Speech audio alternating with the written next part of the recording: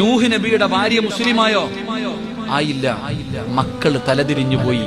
തന്റെ പൊന്നുമകൻ ചാകുന്നത് നൂഹ് നബിക്ക് കാണേണ്ടി വന്നു. അള്ളാഹു കാത്തിരക്ഷിക്കുമാറാകട്ടെ. നൂഹ് നബി അലൈഹിസ്സലാം പ്രവാചകന, 950 കൊല്ലം ദഅവത്ത് നടത്തിയ നബിയ. എന്നിട്ടും തന്റെ ഭാര്യ മുസ്ലിമായില്ല.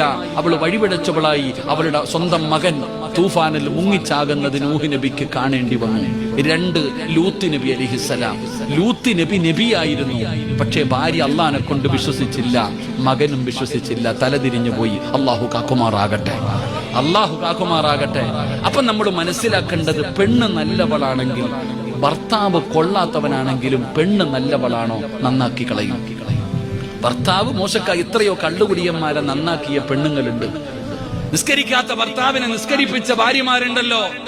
അതുകൊണ്ടാ പെങ്ങളെ നിങ്ങളോട് പറയുന്നത്. കാരണം ഒരു നല്ല പെണ്ണിന്റെ മടിത്തട്ടിലെ നല്ല മക്കൾ വളരുകയുള്ളൂ.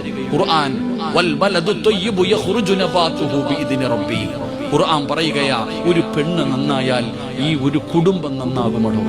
ഒരു നല്ല ഉമ്മയുടെ മടിത്തട്ടിലാ നല്ല മക്കൾ വളരുന്നത്.